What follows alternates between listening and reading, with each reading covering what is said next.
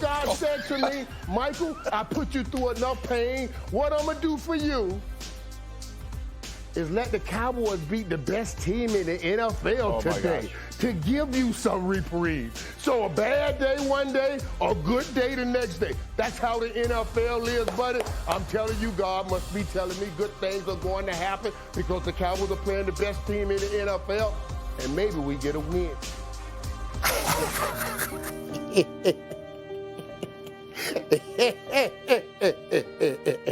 I tell you, man, Last week when I was gone, I noticed had makes an appearance because it always makes an appearance when we losing. But now we finna change the things around this hat. I told y'all yesterday that I had a revelatory gift, and the best show that we have here is when I have a whole show or him not saying one thing. I'm gonna shut him up because the Cowboys played so great. Now I must tell y'all. I do want to hear what he has to say about Kyrie, so I'm going to give him the microphone for just a tad little bitty minute and hear what he has to say about Kyrie, and then shut him back up. Trust me, he knows this show today is all about we them boys. First Take is in the house. Coming in, we knew the type of environment this place can have. The fans get into it, the Skol chant, but one of the guys says, hey, let's send some fans home early. Parsons has him, and it's a sprint sack. Pollard streaks in. This is getting ugly for Minnesota. 68 to Tony Pollard, touchdown C. The Dallas Cowboys annihilated the Vikings 40-3. Take me low. Well, God gave you a good word, Michael. We start with America's team. What a difference a week makes. Last week, Jerry Jones used the word frustrated after an OT loss at the Green Bay Packers. Then yesterday, after a dominant 40-3 win, there's this. Do you see this team as being one of the teams that's in it to contend for a championship? Or how do you look at this team, what you've seen to this point? A resounding yes. Yes. Unequivocally yes. I think we've had adversity. We very easily could have some more adversity. But I sure do think that what I see out here right now is the team like that you could go get a Super Bowl with. Well, it's Monday, and the gang is back together in so good spirits. It feels so good. Yes, sir. I love the three-piece. I appreciate it. You did a great job in Germany.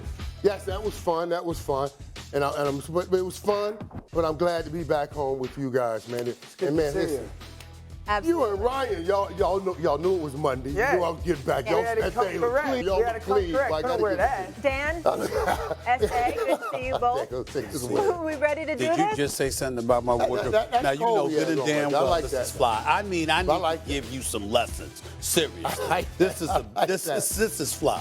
I know you look nice though. You look nice. But don't get something in, Stephen A. Because you don't got much to get in. I do want to hear about what you got to say about Kyrie.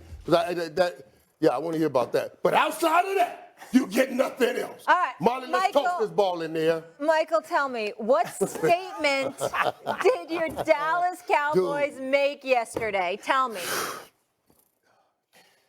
What statement did the Dallas Cowboys make? And Sam, I appreciate you playing my yesterday, the revelatory gift God gave me yesterday, and how it produced and played out as is. But I didn't expect the gift to be so beautiful. I mean, this was incredible. Dude, as football players, we practice all the time. We practice plays over and over and over. We try to get it down and get it perfect. And very rarely, no, not very rarely, you never hit perfect.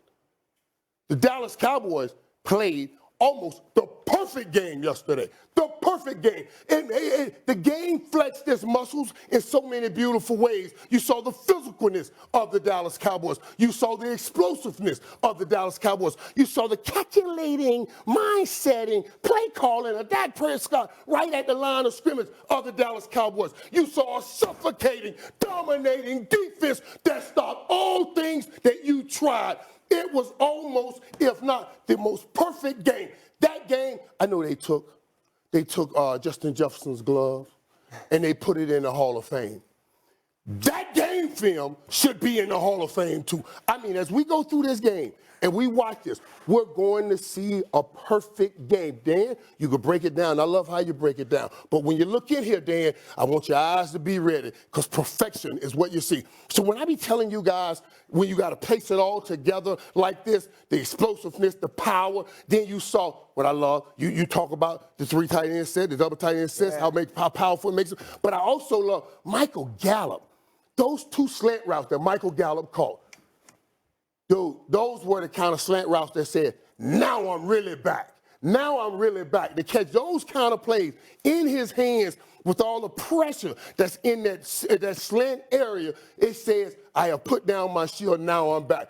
I saw a team play the perfect football game, and no doubt in my mind that team that I saw said we are the best team in the National Football League. We ain't got to talk about how y'all went all after Dak last week. Everybody went after Dak. Dak got to stand up and show he a man. He has to lead this team right now. He has to show he can beat this team. And you said it because you had no faith that he could do it. But Dak has always been a great overcomer, and he's always over-delivered. It's one thing to be an overcomer. That means you get over things. But when you overcome and over-deliver, that's a whole nother statement. And that's why Dak is going to always come out on top.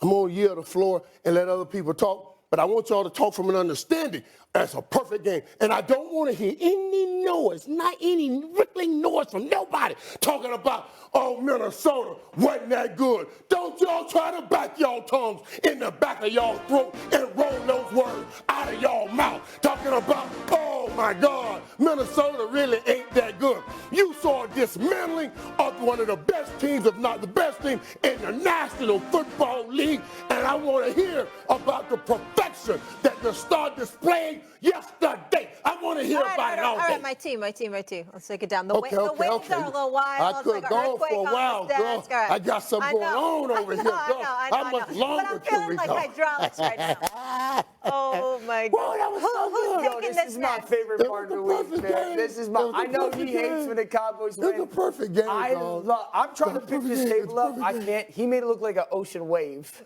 For real. Oh, was it moving? It wasn't moving. My tea was flying out. It's not even halfway down. Like a wave. Yes. All right.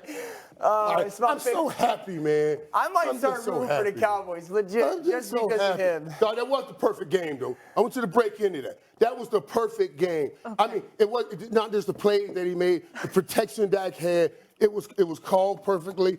Everybody did their best job. Okay. That kind of team is incredible. All right, so a couple of things. I had no idea relevatory was a word, and I still don't. It is? All right, great. Yeah, it's a I'm word. learning a lot. Yes. When the Cowboys play that way, they could beat anybody in football. That's a true statement. When they play that way. The ownership of the line of scrimmage on the offensive side, playing with multiple tight ends in the run game, allowing Dak control the line of scrimmage. And I hadn't seen that this year from that offense, the Dak at the line of scrimmage stuff. That's who they've been many times in the past. They haven't given him that kind of freedom this year, so to speak, as much as they did yesterday. Certainly Michael Gallup winning, CD showing up, the ability to run the football.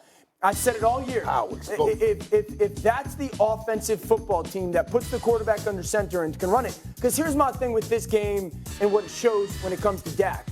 Dak didn't need to be great yesterday. He just had to play to that very Wait. But see, I can't let you. But he didn't. Whoa. And the number just rings to my ears. You telling me 88% ain't great? What 88%? That pass he just dropped over there was perfect. So what perfect don't equal great? So don't say Dak wasn't great. Dak was great yesterday. He was great in the role he had to play. Don't get mad last week when we say it wasn't. Well, no, you guys. I ain't talking about last week. But he was. I mean, they threw it 25 times or something yesterday. So he's in the position, right? So they're not happy. But you're saying when they play that way, he doesn't even have to. That balanced way I can do whatever I want. And then I said it all year, like defensively. But the best play and most reliable play in all football is when the Cowboys know you have to pass. Right. It's undefeated. The Vikings had 11 third downs yesterday. They converted 1. They had -4 yards. They gave up 4 sacks. When they get into those obvious pass situations and Dan Quinn can go like, who's the fish on the offensive line? Like, Micah, we're going to go hunt. then that defense can shut anybody down in the league. I honestly believe that because you can't block them all. You certainly can't block 11. So, like, if they play, my question for Dallas is, when do they string it together? And can they do it in January? When do they play those dominant performances together? So it's a big time. But I didn't necessarily learn that. I have felt that about Dallas. Right. If they play that way, they can go hammer anybody. But I don't see that from them consistently, not under this regime. If they do it and they get hot like Cincy did last year, then we're going to have a lot of Mondays like this. But they got to show that they can do that consistently. Can I just point one thing out? We are 10 minutes. I love it. 10 minutes into the show, and Stephen A. hasn't said a word. A word. I got such a good comment, but I don't want to We're going to mark this thing, man. But, boy, I'm telling you, Stephen A., whew, this was that was a great week, great yesterday, great day. You going for a third time? No, I'm just looking at him, man. I just want to see what he Prada glasses really on him. No. Yeah, they are. Dan, he got the manicure though. He was ready to go. The manicure's always done. The fresh gel. Look good. What were you? Okay, now wait a minute. You're supposed to say, like they got a game like Mother May I that you got to speak. And Mother May I, you got to ask. Can you speak? And then may I speak? Yeah. May you speak? Mother May I? Yeah. This is first take, baby. Okay. Wait a minute. Wait a minute. No, don't come out here stalling and profiling. This is We Them Boys Take the Day. Now, I'm going to let you go ahead on and get a minute. Let me say this to you. It's a beautiful day for you. Beautiful day. Michael Irvin. I thought the names for you. Michael Irvin, Allen Iverson, Omar Epps. Okay, let's throw him in there too. That's my brother, great actor. Love him to death, but that dude, he didn't FaceTime me and text me getting on my last damn nerve. Jamie Foxx, I know I'm gonna hear from him sometime today. Denzel, he's out country filming Equalizer 3. You know what I'm saying? So it's different. Oh, I know I'm gonna hear from some people. It's a perfect day. Minnesota was horrible. The Dallas Cowboys humbled them.